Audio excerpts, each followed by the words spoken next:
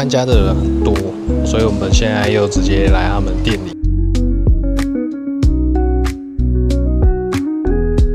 这些真的是实际上我们都可以玩，就不是玩啊，来这边体验啊。因为毕竟大家入门什么都不知道嘛。哇，他们家的无人机啊，真的是很多，很专业。从最入门的到一些很 Pro 等级的都有。这无人机我还没入手，所以其实我也不是很懂，你就稍微看一下。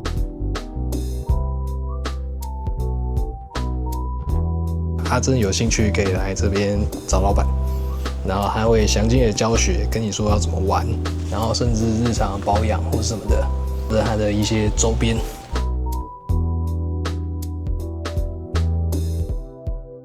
甚至连翻译机都有，那还蛮不错的。什么飞机，甚至还有套装组，这个看起来很帅，很厉害。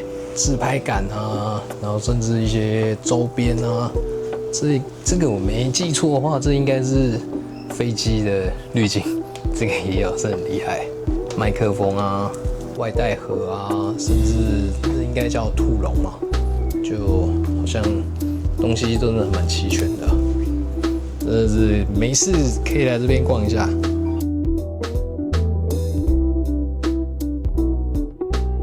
这边是数位星球，主要今天来介绍一下这几台运动相机的区别。那我来先简单介绍一下这一台，这个就是最新的那个 Nano DJI 的 Nano 系列。它比较特别的啊，就是它很小巧，它可以直接做分离。然后如果说要自拍，直接这样就可以直接做自拍，或者我们直接翻转荧幕，这样子。那它最大的特色，它就是可以直接拆下来，然后磁吸在胸口上，或者是说任何的磁贴的墙壁啊，或者是小朋友啊，或者是说一些宠物的身上。那它最高的画质，它这台是可以支援到 4K 的60帧的录影。对，然后我们自己有实测过，它分离的状态下，然后在室内拍摄啊 4K 60帧，然后再配上一支麦克风，它可以录到45分钟，然后是完全不会过热关机的。对，然后电量大概还会有40%，所以这一台比较适合说喜欢轻巧、不喜欢手拿着人的话，就很适合这一台相机。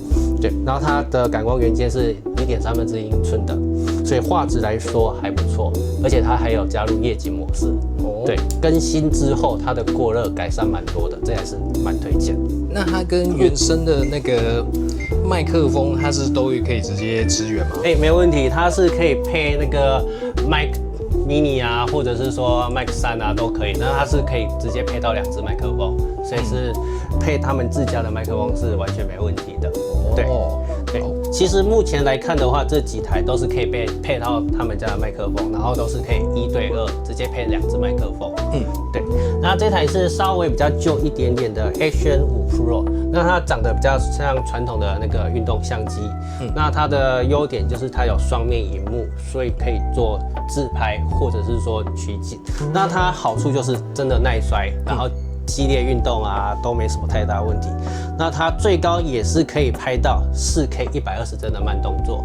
对。然后它最强的话是它的续航，如果说我用1080拍的话，2小时不会到过热关机，这是最强的。对啊，然后4K 的话也是可以到那个60帧。对。那它的特色来说，我自己是觉得是这个。它这个是色温感测，所以如果你今天那个下水啊，或者是说到一些光源比较不清楚的地方，它的色温啊会自动帮你校正。对，所以这台会跟这台 Nano 的定位区别，它比较适合说，想要装在车上，或是想要下水潜水的人，或者说，今天可能是比较激烈运动啊，怕机器不耐摔的话，就可以推荐这一台。那它可以自己装自拍杆上去，都还是蛮推荐的。那它假如拿来当摩托车的行车记录器，可以适合吗？还是太昂贵？其实是 OK 的，但是先讲它的小缺点啦。它小缺点的话，就是如果当行车记录器，它这一台目前是没有那个时间码的，所以可能要后置，这是小缺点。但是如果当行车记录器的话，你要1080去录的话，它画质还有那个录影的时间是非常够用的。对，如果说是买套装的话，它里面还会附3颗电池，所以整体的续航是蛮够用的，不会说中途没电。然后它再来是会支援快充，就算你真的没电的话，直接它 Type C， 它大概10到20分钟就可以充到50%了。对，它充电速度是蛮快的。对，这一台是它的特色，长续航，然后又耐用，可下水，这样子。对，那再下一台的话，这个是 Osmo 360全景相机，那也是新出的。它最大的特色就是它是双面的鱼眼镜头，它可以拍出360度的照片。对，它比较特别的是，它是用1寸的感光元件，所以拍摄室内啊或是低光的话，它画质是真的蛮强的。因为现在其实全景相机说实在，1寸感光元件要塞进去真的是蛮困难的。对啊，其他家的话应该还是没有做到1寸的这种感光元件的镜头。好，那我先示范一下它的样张。它这全景相机的优点，可能有些人不知道，它就是拍出来的画面都是直接做360度的，等于说我就不用后置。最适合是那种游泳、划水或者是浮潜的人，因为你就可以专心去做你要的事情，你没办法去边拍照或边滑雪的情况下，你就用这一台，所有的画面先拍进去之后，再进行后置，然后你可以编辑成你想要的画面。对，然后像这样子的话，这边我们刚刚有一些可能示范的样张，像这种我们这种拍摄全景的感觉。像这种可能大合照的感觉，这种是照片的部分。对，然后如果影片的话，它也是可以拍摄到全景的。好，看一下影片的效果。影片刚刚可能有示范一些影片的感觉。好，影片就是这样子。对，如果再透过手机的 App 去连线的话，你就可以去拍摄到。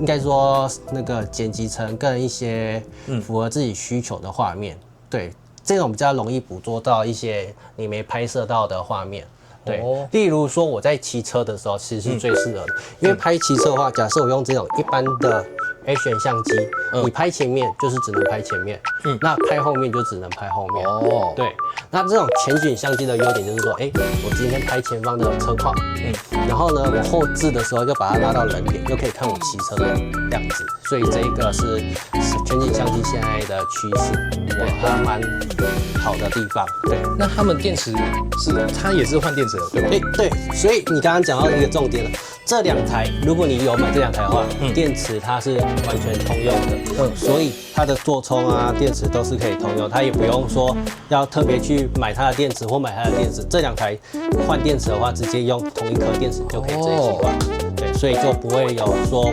要带很多颗电池啊，或者是很麻烦充电的问题。了解。OK， 那再来最后一台的话，就是这一台 Pocket 3，这一台是之前超级红的相机。对，因为这个很多网红啊，或者说路上应该是很多人看过有带这一支。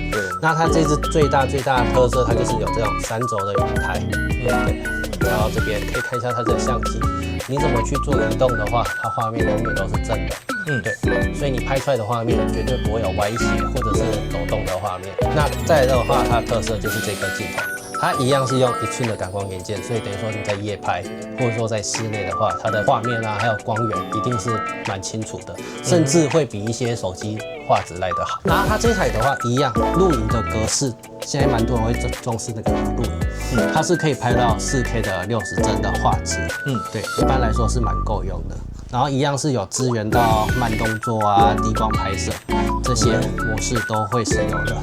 比较特别的是，有一些网红他可能在意的是要直拍，直接把画面转直的，这样的话他就可以直接做直视的拍摄16:9，对，就不用说后期再做一个裁切。有些人他想要做跟随啊，我示范一下他的跟随，直接锁定人脸。所以目前能做跟随的相机，那就只有这台 Pocket 3。对，它很轻巧，然后又可以直接做跟随。你等于说在拍摄的时候就不用怕说，人会没有拍到，没有路径会出镜这样子。对，所以再总结一下，它这一台的优点，这一台的优点的话，就是画质是真的非常好，画面会非常稳定。那如果你今天就是陆地上旅游啊，要拍 vlog 的话，那这台基本上是首选的，因为它如果说买套装的话，它还会直接配上那个麦克风，就是像我身上这一颗，它录音的话音质就是还蛮好。这几台最后的总结，大概跟大家说东西上大概要怎么取舍的话，如果说今天一定要很轻巧，不想要手拿的话，那 Nano 基本上就算首选了。对啊，如果说想要骑车啊、激烈运动啊，或者是说想要暴力使用，那这台 A75 Pro 那就是完全没有问题。下一台的话，如果说喜欢比较特殊的特效，或者说想要有那种全景的视角，比较跟人家与众不同的话，那就是算是蛮首选的机种。对，因为它的感光元件是直接给到6.5寸。好，那再来的话，如果说平常都是在陆地上啊拍摄的话，比较没有想要暴力使用，我们就是完美这样子拍的话，那这一台 Pocket 3的话是算最适合的。对，因为画质啊，真的是它里面当中比较下来，它画质是算最好的。这样子。OK， 是不是有几台有防水还是防泼水的功能？如果说防水的话，目前这3台都算是有防水，那唯一不防水的话就是 Pocket 3。对，那它这一台 Nano 的话，防水的话，它就是只有那个主机的镜头的部分。那剩下的话，它们都大概会有10米左右的防水。对，不过还是要跟大家强调一下，如果真的要下水要下满车的话，还是建议装的壳会比较好。对，大概这样子。OK， 那它是不是好像都可以买保险？那还可以介绍一下它的保险对机制。保险的话，现在 DJI 他们家我觉得蛮友善，就是有出那种 DJI Care， 有分1年啊跟2年。它通常1年都会有所谓的2次机会可以做替换，那2年的话会有4次。那它就是人为的摔坏掉，或是泡水、进水，不管是被车碾过之类的都没关系，只要你有买保险，它就可以直接帮你加一个小小的费用，就替换一台新的，等于说使用起来都会蛮有保障的。那它这一台的话，因为它镜头是凸的，它也有做这个镜头防撞的那个保护。如果真的你不小心把镜头敲破的话，我记得好像大概800多块，它就会帮你修比较好。对，这样子。所以保险的话是蛮推荐可以购买的。了解。那它的流程是怎样？我们自己送吗？还是？现在来说的话，其实官网蛮方便的。说实话，官网上面填单送修也 OK。或者是说，你流程比较不清楚的话，其实像找我们这种店家来帮各位处理的话，其实都会蛮方便的。因为送修 DJI 的话，台湾这边就可以直接处理了。大概慢的话，5到7天内就可以收到机器了。如果是用急速换新的话，甚至3天内就可以收到货。对，所以比较急用的话，买保险也不用怕说，要1-2个月啊，还是很久时间这样子。那它机器是直接帮你送修，还是交换一台新的给你？它还是一定要经过原厂的流程。我们先把你的机器先收回来，然后送回原厂，然后原厂确定没问题，然后就会换一台全新包装的给你。哇哦，这样好像真的不错哎。对，所以保险的话是蛮推荐的，尤其是 Pocket 3，因为这一台会稍微比较脆弱一点点，因为它这个是有机械云台的部分，所以如果说有撞到啊，或者是说可能有敲坏萤幕的风险的话，其实买个保险会比较放心，有保障一点。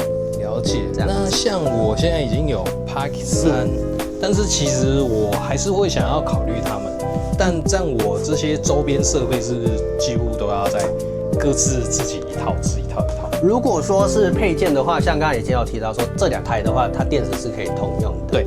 那再来的话，其实他们都是用1/4的，所以1/4都是可以直接去锁他们底下的一些配件。这3台他们的那个底座的快拆头都是通用的。我示范一下这个快拆头。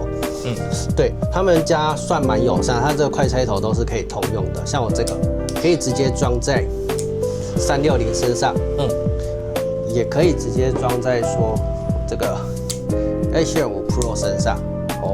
再来 Nano 的话也是可以的，它这边也是算可以，稍微会有点相似，但是它的底座是 OK 的，所以等于说你买了他们家的快拆头啊或机器啊，这种快拆头就没有分很多型号，直接一个型号直接3台都是可以通用的。哇，对啊。那 Pocket 3比较特别啦，它的距离比较不一样，所以它这个对这个就不行，所以这个就特别注意一下。不过这3台的话，它都是可以共用的，就不会说你可能想要买设备啊，买了1台，然后所有配件又要全部都重买。对，这个比较方便的地方。那我有一个好奇，就是我麦克风的问题。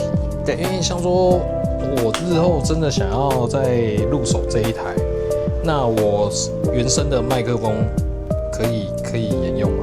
如果你自己是已经有买 Pocket 3的话，它里面有附一支麦克风，那一支麦克风也是可以拿来配他们家这3、4台机器都是可以的。或者是说，我也蛮推荐说买他们家的 Mac Mini， 它现在价格是蛮亲民的。那我们就是来介绍一下他们家的麦克风。对，它这一台的话是 Mac Mini， 那它是那个2对1的麦克风，它主要里面会有2支的 Mac Mini 的麦克风，然后再加1支接收器。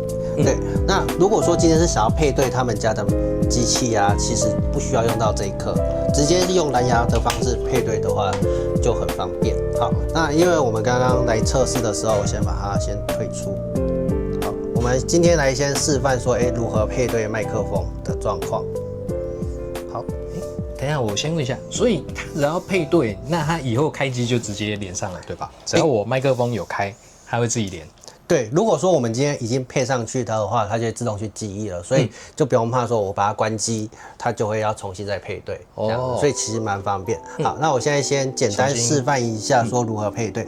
它现在我们进来设定的时候啊，像相机的界面都会有一个设定的地方，那它会有一个麦克风，然后这边会有2个选择，第一个是第1支、第2支的麦克风，我们就点进来，然后到这个配对的界面之后，麦克风旁边都会有一个连接的配对按钮，我们把它按住，其实大概3秒钟它就会自动配上了。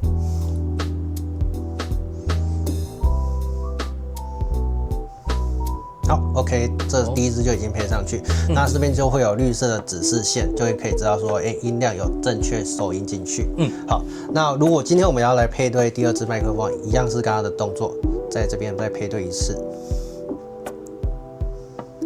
好，等它配对。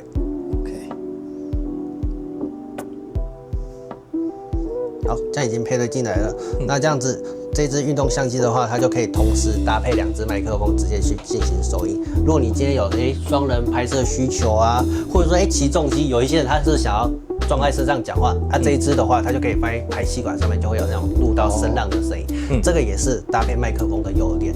而且麦克风的话，它还有降噪模式。如果你说你今天在户外啊，比较嘈杂的声音，搭配麦克风的话，是会比较推荐的效果。这样子。OK。那它麦克风是充电是直接从这个小孔这样充电吗？哦，对，它这个的话，我们先讲这整套的。整套的话，它单价的话是大约落在3500，就会有这样充电盒加接收器，还有2支的麦克风。好，那它充电的话，如果说是买整盒的话，它直接做 Type C 充电就可以了。这边我先示范给大家看，我们把麦克风先收回来的情况。后面就会有一个 Type C 可以直接做充电。对。那充电的话，这个盒子也会有那个电池，所以就可以让你的麦克风没电的时候放回来，增加它的续航。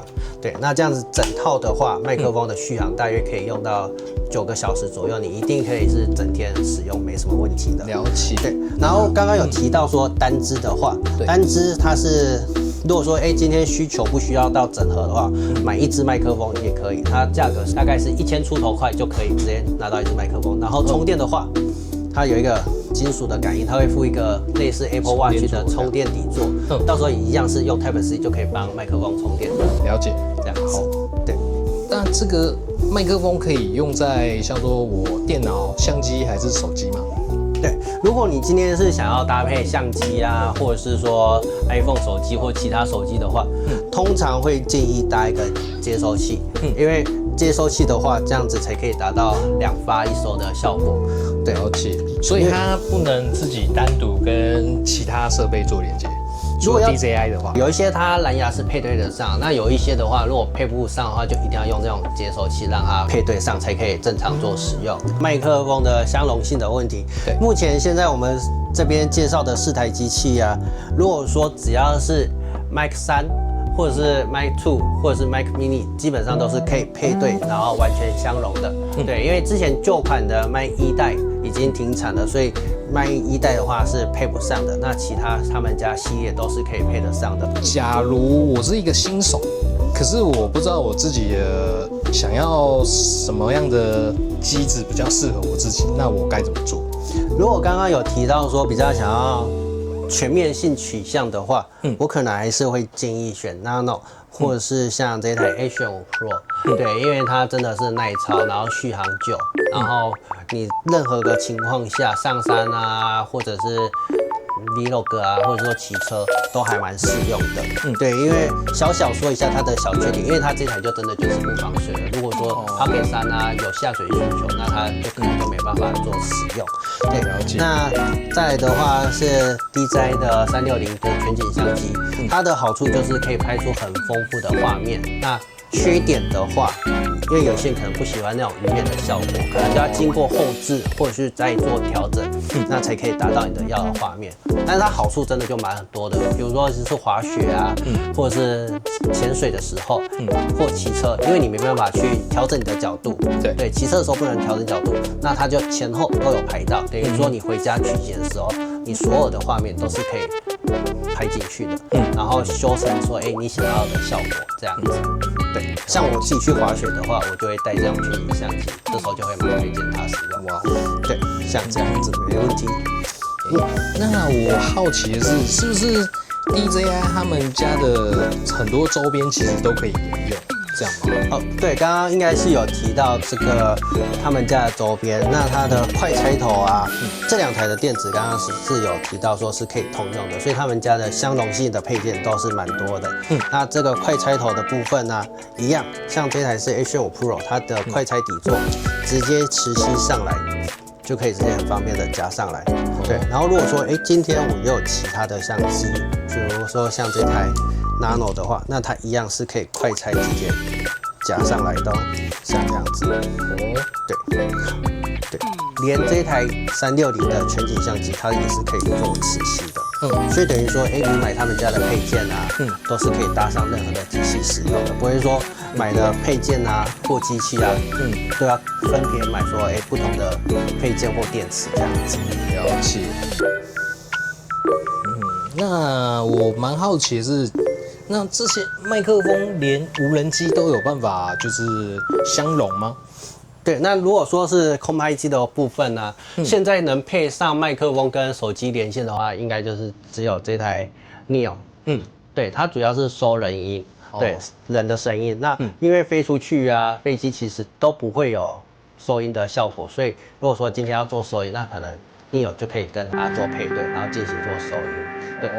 然后，但是我还是要强调一下，因为其实无人机啊，在空中飞其实都是螺旋桨的噪音。一般来说做空拍的话，飞机本身也不会收音，一般也不会加入声音。那比较特殊的族群的话，他可能会想要玩穿越机，他又想要有那个赛车的螺旋桨的一些声音的比较刺激的感觉，他就会把麦克风别在机器上面。哇，对，但是它不能做配对的，但是它放在上面之后进行收音，其实也可以达到类似这样子的效果，身临其境，这样吗？对，大概是这样子。有些人会这样子操作。了解。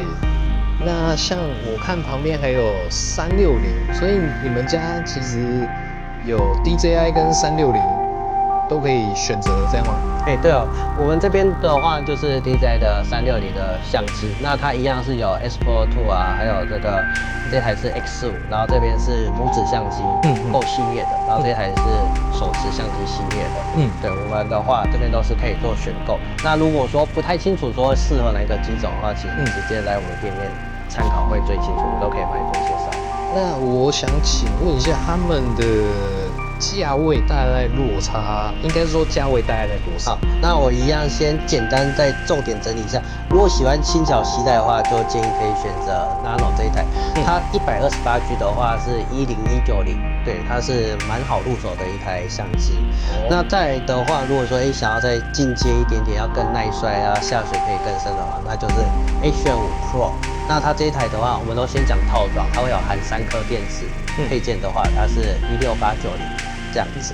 好，那再来的话，如果说喜欢全景啊，或者说今天是骑车的情况，比较适合全景相机的话，那就可以选择这一台 DJI 的360全景相机。它价格的话一样是套装是17800这样子。OK。那如果刚刚说啊，听起来觉得比较适合拍 Vlog 啊，然后想要最稳定、最好的画质的话，那就是 Pocket 3这一台。那它全能套装的话，还会额外多附一支麦克风，我觉得是蛮划算的。那它这一台的话就是21990，这样子。对啊，以上的话我们都还是会蛮推荐加购 DJI 的 Care， 1年或是2年的都是蛮推荐的。不错哎，所以你说这台128G 刚出来只要1万出头，对，那再加保险呢？假如1年的保险，它1年的话我记得是500多块，那2年的话差不多就是900多块而已，所以搭配起来其实也是蛮亲民的一个价格。所以我12000就可以买到。然后它还有什么其他的配件之类的吗？配件的话，其实如果说来店里选购啊，有些人想要萤幕贴、记忆卡、三脚架，或者说骑车又想要装一些家具啊，其实来我们店里选购配件都还算蛮齐全的，可以直接到我们店里参考看看哦。我们每个月啊都会有办一些体验会，如果说对机器不了解，其实可以直接到我们的现场，我们空拍机啊、相机啊都可以直接到店面啊，或者说我们体验会的现场，我们就可以直接试飞啊，或者说直接玩玩看，这样子就会最清楚说自己适合哪一个。然后在这边的话，重点就是我们会有一些赖的群组，对，不管是你跟我们购买的商品啊，售后遇到问题，或者说维修啊、保固，或者说不懂的地方，其实加我们售后赖就可以帮你大部分解决到任何的问题，这样子。体验会我也可以实际真的下去玩吗？对，没错，像我们这边都有一些空拍机的部分，那从最入门的到最进阶的，我们都会带到现场。那如果有兴趣的话，直接到我们的体验会，我们赖上都会公告体验会的时间，直接到我们的体验会现场的话，所有的机种都可以直接实际试飞，那我们也会专门介绍他们的特色，还有一些的功能。